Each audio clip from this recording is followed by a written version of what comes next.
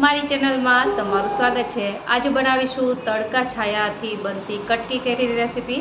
તો ચલો એકદમ સરળતાથી રેસીપી શરૂ કરીએ। અને રેસીપી પસંદ આવે તો વિડીયોને લાઈક કરે, ચેનલને સબસ્ક્રાઈબ કરવાનું ના ભૂલતા। તો આજે હું કટકી કેરી બનાવવા માટે રાજાપુરી કેરીનો ઉપયોગ કરું છું। મોટાભાગે ગુજરાતી અથાણા છે એ રાજાપુરી કેરીથી જ બનતા હોય છે અને આ કેરી છે એ સાઇઝમાં એકદમ મોટી હોય છે। એક કેરી છે એ 450 થી 500 ગ્રામ જેટલી હોય છે, તો આ કેરી પણ લગભગ 500 ગ્રામ જેટલી છે। સૌપ્રથમ આપણે આની ઉપરથી જે સ્કિન છે એ કાઢી લેશું। ગુજરાતી સ્ટાઇલથી બનતા જેટલા અથાણા છે જેમ કે કટકી કેરી, છુંદો, મુરબ્બો, ગોળ કેરી, આ બધામાં કેરીની ઉપરની છાલ છે કાઢી લેવામાં આવતી હોય છે। ખાટી કેરી કે ગુંદા કેરી કરો કે ચણા મેથી કરો, એમાં છે કેરી છે એ છાલ સહિત જ વપરાતી હોય છે। તો આ રીતે બધી જ છાલ મેં કાઢી લીધી છે। હવે આપણે આમાંથી નાની નાની સાઇઝની કટકી કરવાની છે।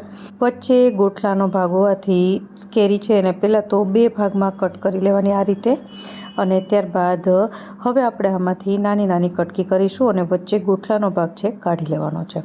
તો આ રીતે મેં નાની નાની સાઇઝની કટકી છે તૈયાર કરી લીધી છે।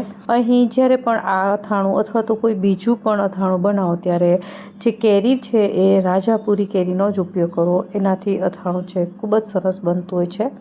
તો હવે આપણે આ બધી જ કેરી છે એને એક મોટા વાસણમાં લઈ લેશું અને આ અત્યારે આપણે જે બનાવી રહ્યા છીએ એમાં જે કટકી કેરી છે એને મારે ટ્રાન્સપરન્ટ રાખવી છે, એટલા માટે હું હળદર નથી ઉમેરી રહી, ફક્ત 1 ચમચો મીઠું ઉમેરવાનું છે।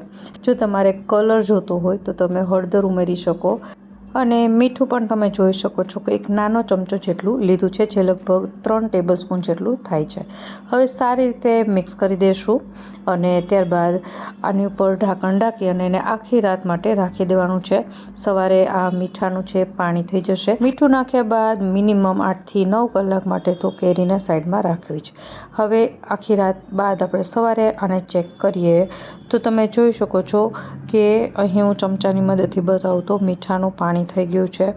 હવે જો તમે વધારે મીઠું એડ કર્યું હોય તો તમારે આ કટકી કેરીમાંથી જે પાણી છે જે વધારે માત્રામાં હોય તો એ નિતારવાનું છે, પણ અત્યારે તમે જોઈ શકો છો કે મીઠું છે ફક્ત 1 મોટી ચમચી જેટલું જ છે, એટલે હું એ નહીં નિતારું અને એને મિક્સ કરી દઈશ। આનાથી થશે શું કે જે આપણે ખાંડ ઉમેરીશું એ તરત જ ઓગળી જશે।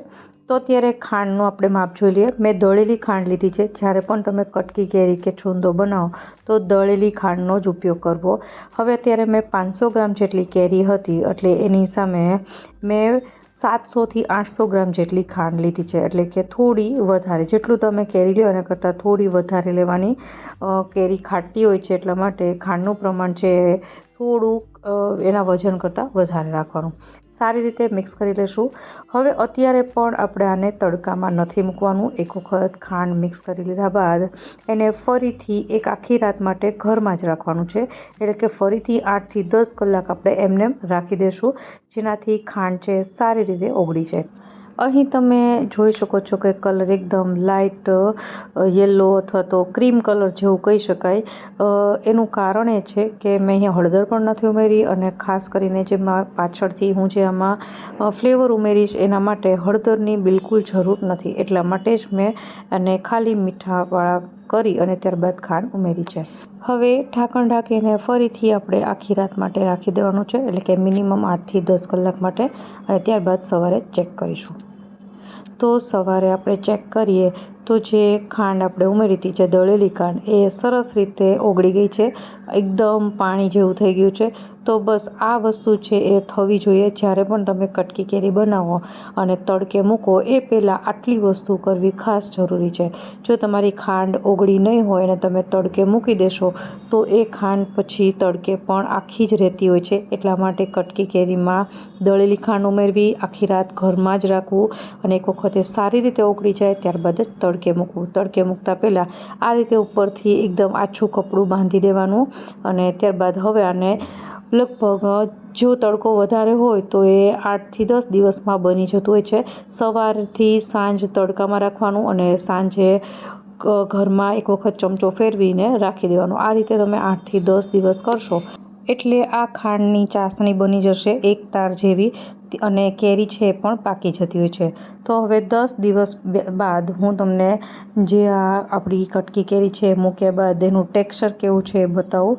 તો આ રીતે તમે જોઈ શકો છો કે બધી જ ખાંડ છે એ સરસ રીતે લચકાની જેમ કેરી સાથે મિક્સ થઈ ગઈ છે અને ચાસણી બની ગઈ છે.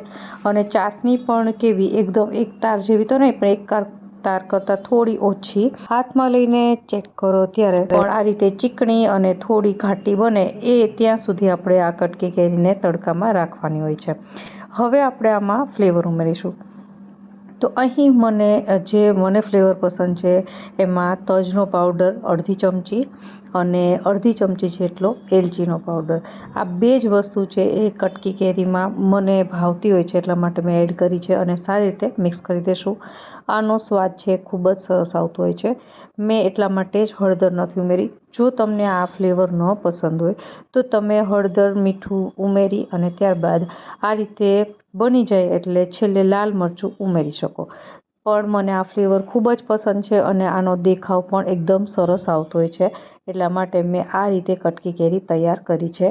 તો આપણી આ કટકી કેરી તૈયાર થઈ ગઈ છે, જેને તમે કાચની કોઈ પણ એરટાઇટ બોટલમાં ભરીને આખું વરસ છે રાખી શકો છો. અને હું તમને બતાવું તો જે આપણી ચાસણી પણ બની છે તમે જોઈ શકો છો, બોલમાં નાખો ત્યારે એકદમ રસદાર બની છે. તો આપણી એકદમ માઇલ્ડ અને અલગ ફ્લેવરવાળી કટકી કેરી તૈયાર થઈ ગઈ છે. આશા રાખું કે તમને આ રેસીપી જરૂરથી પસંદ આવી હશે. ફરી મળીએ નવી રેસીપી સાથે. ત્યાં સુધી બાય.